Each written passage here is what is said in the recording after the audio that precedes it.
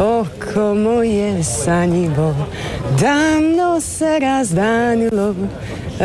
Počitano ljubim te, da nam niko ne dođe, da nam niko ne dođe.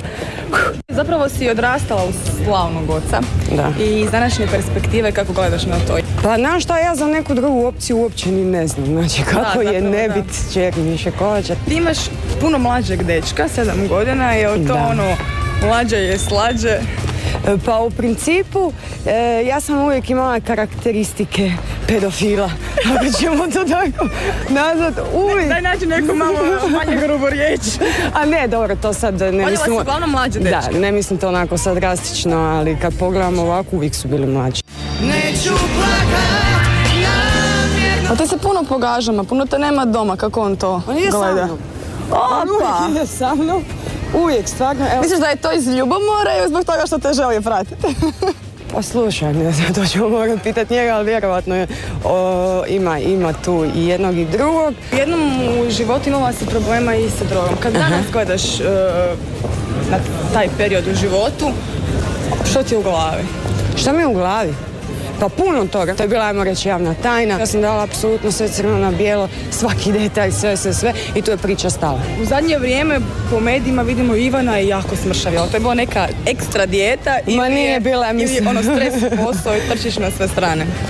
Posao, definitivno. Sad sam se počela vraćati u normalu. Kestene. Ma baš... Pa mi želimo dokazati da mi nismo na dijeti. I da mi u stvari jedemo iza 6. Bila sam sad s Ivanom, pa ti je poslala kestenje. Daj me, nemoj zaprkavati. Ostani, još ovu noć ostani, znam da nećeš poći. Biti rocker to nešto i znači nekakve parole i tako, da ih spominjem ili ne. Sex, drugs and rock and roll. Ono prvo je ostalo, a ovo drugo sumnjam. Danas su rockeri uglavnom čistunci. Tebi zapravo prvotna ideja nije bila da budeš pjevač. Ti si otišao u samostan i nekako duhovni život ti je bio vrlo važan u jednom periodu. Dosta je to komplicirano za objasniti, jer reći ću 2 riječi, duhovni poziv. Idealna djevojka po tvom, onako, kako bi bila?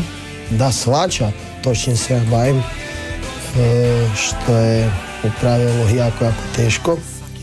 Jer mnoge su rekle da shvaćaju, pa tak i baš i nije se ispalo da shvaćaju. Otac ti je slavan i cijeli život te pratila njegova slava. Osjećaš li se u sjeni, smeta li ti to i tako dalje? Niš me ne smeta, on im fura svoj film, ja svoj i on je sebe dokazao na ovim područjima, ja još trebam. Daj 5. Hvala ti. Super.